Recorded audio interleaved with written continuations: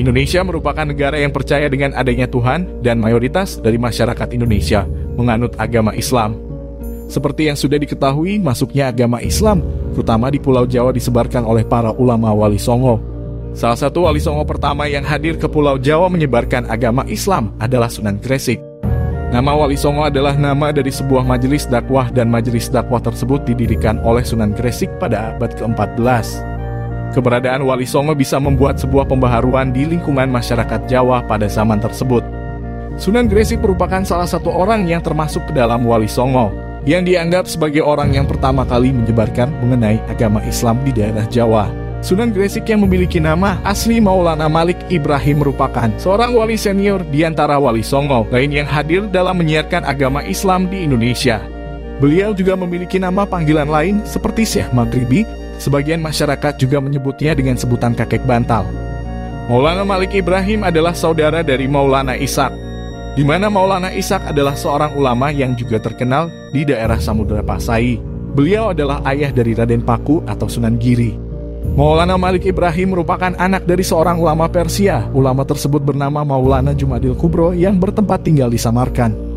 Masyarakat meyakini bahwa Maulana Jumadil Kubro adalah keturunan ke-10 dari Sayyidina Husain, cucu dari Nabi Muhammad SAW. Maulana Malik Ibrahim juga pernah tinggal di daerah Champa, kini lebih dikenal sebagai Kamboja dari tahun 1379. Di Champa beliau menikah dengan putri raja dan memiliki 2 orang putra. 2 orang anak dari Maulana Malik Ibrahim yaitu Raden Rahmat atau Sunan Ampel dan Said Ali Murtada. Di Champa, beliau menjalankan misi dakwah hingga tahun 1392. Kemudian beliau hijrah sampai ke Pulau Jawa untuk melanjutkan perjalanan dakwahnya. Di dalam beberapa versi menyebutkan bahwa kedatangan Maulana Malik Ibrahim disertai dengan beberapa orang. Daerah yang didatangi pertama kali didatangi beliau adalah Desa Sembalo yang berada di wilayah Kerajaan Majapahit. Saat ini Desa Sambalo merupakan bagian daerah Leran, Kecamatan Manyar, tidak jauh dari Gresik, sekitar 9 km di utara kota Gresik. Hal yang pertama kali yang dilakukan Maulana Malik Ibrahim adalah berdagang. Warung dagangan tersebut menjual berbagai macam kebutuhan pokok yang dijual dengan harga yang murah. Maulana Malik Ibrahim juga secara khusus menawarkan diri untuk mengobati banyak masyarakat di daerah tersebut dengan gratis. Kabarnya pada saat beliau di Champa, beliau pernah diundang ke kerajaan untuk mengobati seorang istri raja. Kakek bantal juga sangat dikenal dengan cara-caranya dalam mengajarkan masyarakat bercocok tanam. Beliau merangkul masyarakat yang berada dalam kalangan atau kasta rendah yang disisihkan di dalam Hindu. Dengan begitu, misi Maulana Malik Ibrahim telah tercapai dalam mencari tempat di hati rakyat yang pada saat itu sedang mengalami perang saudara dan nama asli Maulana Malik Ibrahim. Sebenarnya belum ada bukti sejarah yang menjelaskan tentang asal keturunan dari Sunan Gresik. Namun sudah disepakati bahwa beliau bukan merupakan orang Jawa asli. Maulana Malik Ibrahim memiliki sebutan Syekh Maghribi yang diberikan oleh masyarakat, sehingga kemungkinan beliau berasal dari daerah Maroko, Afrika Utara. Jika berdasarkan tulisan yang terdapat di naskah Babat Tanah Jawi oleh J. Menismal, Maulana Malik Ibrahim juga memiliki nama Makdum Ibrahim As-Samarkandi. Sering disebut orang Jawa dengan pelafalannya menjadi Syekh Ibrahim As-Samarkandi. Berdasarkan nama itu, Maulana Malik Ibrahim diperkirakan lahir di daerah Samarkand pada awal abad ke-14. Sementara itu, hal berbeda dijelaskan menurut buku The History of Java yang menceritakan mengenai asal mula dan perkembangan dari kota Gresik yang dibuat oleh Sir Thomas Stamford Raffles. Di dalam buku tersebut dikatakan bahwa Sunan Gresik merupakan seorang pandita yang berasal dari daerah Arabia. Beliau merupakan keturunan Jenal Abidin dan juga sepupu dari Raja Cerman. Sehingga dalam buku tersebut bisa dikatakan bahwa Maulana Malik Ibrahim berasal dari salah satu daerah di negeri Arab. Berdasarkan hasil pembacaan baris kelima dari prasasti Makan Maulana Malik Ibrahim oleh J. Pemokota, silsilah beliau adalah salah satu silsilah terkuat. Dalam prasasti Gapura Wetan diperoleh kesimpulan jika Maulana Malik Ibrahim berasal dari daerah Kasan, Iran. Kedatangan Sunan Gresik ke Pulau Jawa untuk berdakwah dan menyebarkan agama Islam sekitar tahun 801 Hijriah atau 1392 M. Daerah pertama yang disinggahi oleh beliau adalah daerah Leran. Selanjutnya beliau menyebarkan agama Islam di Jawa Timur dengan mendirikan masjid pertama, yaitu terletak di Desa Pasucinan Manyar. Syekh Maulana Malik Ibrahim memulai kegiatan dakwah di Leran. Beliau juga memulai usaha dalam berdagang di Desa Romo. Romo adalah desa yang terletak sekitar 4 km dari timur Desa Leran. Letak daerah tersebut sangat cocok untuk perdagangan. Di sebelah utara merupakan Laut Jawa dan di sebelah timur merupakan Pelabuhan Gresik, sehingga sangat pas untuk transaksi jual beli. Sambil menawarkan barang dagangannya, Sunan Gresik ternyata memiliki tujuan untuk mempelajari bahasa daerah masyarakat yang ada di sana. Hal tersebut dilakukan agar mempermudah komunikasi beliau dengan masyarakat daerah dalam berdakwah menyebarkan agama Islam. Hal tersebut adalah salah satu bagian dari strategi beliau berdakwah. Sunan Gresik juga aktif dan sangat baik dalam membantu banyak masyarakat yang membutuhkan pengobatan. Beliau memberikan pengobatan gratis bagi masyarakat yang memerlukan. Syekh Maulana Malik Ibrahim dikenal oleh banyak masyarakat akan keramahan dan kebaikan hatinya. Setelah 2 tahun kegiatan dakwah, Sunan Gresik berlangsung dengan cara berdakwah dari satu tempat ke tempat lainnya dan berdagang. Nama Sunan Gresik akhirnya terkenal sampai di alangan bangsawan Kerajaan Majapahit. Kemudian, beliau menyampaikan niatnya untuk datang berkunjung bertemu Prabu Brawijaya yang merupakan ke daerah Pulau Jawa. Telah ada masyarakat yang beragama Islam di daerah dekat pantai utara. Hal tersebut dibuktikan dengan adanya sebuah makam dengan nama Fatimah binti Maimun.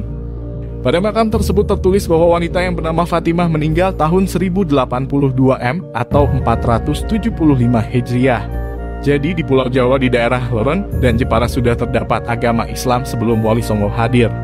Namun, pada saat itu Islam belum berkembang secara pesat.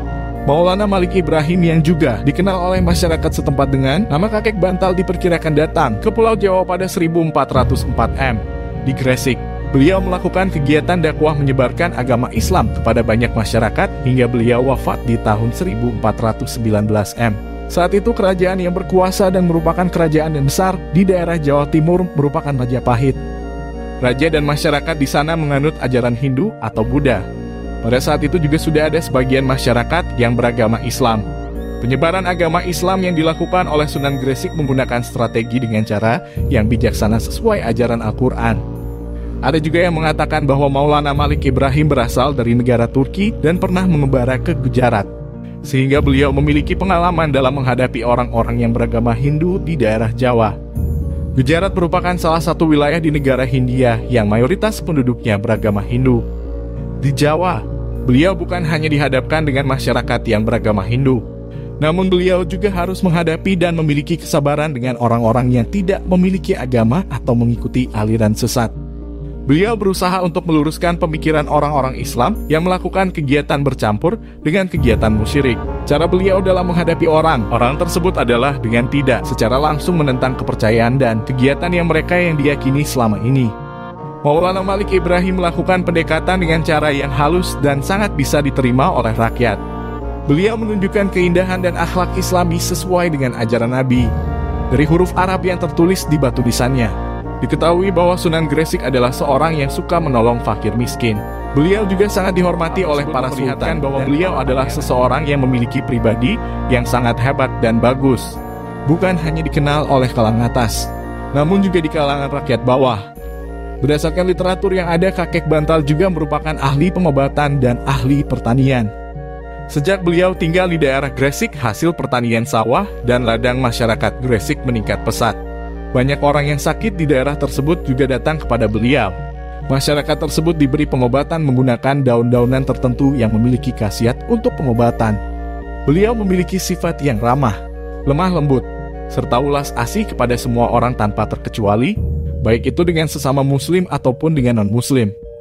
Hal tersebut membuat beliau dikenal sebagai tokoh masyarakat yang dihormati dan disegani oleh masyarakat. Kepribadian beliau yang halus dan baik membuat hati masyarakat daerah tersebut tersentuh dan akhirnya tergerak untuk memeluk agama Islam secara sukarela. Banyak masyarakat yang kemudian menjadi pengikut setia Sunan Gresik. Salah satu contoh hal yang dilakukan beliau dalam menghadapi masyarakat yang memiliki pengetahuan yang rendah adalah dengan menjelaskan mengenai Islam dengan cara dan bahasa yang mudah dipahami oleh mereka. Rakyat tersebut diajari cara mengolah tanah supaya ladang dan sawah bisa menghasilkan lebih banyak hasil panen. Sesudah mereka berhasil dan mendapatkan hasil pertanian yang banyak, rakyat tersebut dibimbing untuk bersyukur kepada Allah SWT Sang Pemberi Rezeki. Sunan Gresik adalah seseorang yang sangat terkenal di semua kalangan masyarakat, termasuk kalangan masyarakat kasta rendah. Dalam agama Hindu, masyarakat terbagi menjadi 4 kasta: Brahmana, Satria, Waisya, dan Sudra. Dari kasta tersebut, kasta Sudra merupakan kasta yang paling rendah, sering ditindas dan diperlakukan tidak adil oleh kasta lainnya. Beliau mencoba mendekati orang-orang dari kasta rendah. Beliau menjelaskan mengenai kedudukan seseorang di dalam agama Islam adalah sama dan sederajat. Banyak orang-orang yang berasal dari kasta Waisya dan Sudra yang tertarik dengan penjelasan beliau. Sunan Gresik mengatakan bahwa orang Sudra juga bisa bergaul dengan kalangan di atasnya. Di hadapan Allah SWT, semua manusia adalah sama. Takwa terletak di dalam hati seseorang. Hati mengendalikan seluruh gerak dari kehidupan manusia untuk mengerjakan seluruh perintah Allah dan berusaha menjauhi larangan. Manusia bisa hidup bahagia, baik itu di dunia maupun di akhirat dengan takwa. Beliau menjelaskan dengan cara yang sangat halus, bahwa orang Sudra yang memiliki ketakwaan bisa jadi menjadi lebih mulia daripada orang yang berasal dari kasta yang lebih tinggi.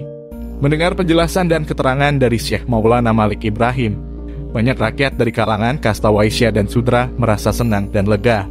Mereka merasa bahwa mendapatkan hak menjadi manusia yang utuh. Akhirnya banyak warga yang berbondong-bondong memeluk agama Islam dengan hati yang senang dan tanpa paksaan. Setelah beliau memiliki pengikut yang semakin banyak, beliau mendirikan bangunan ibadah yaitu masjid.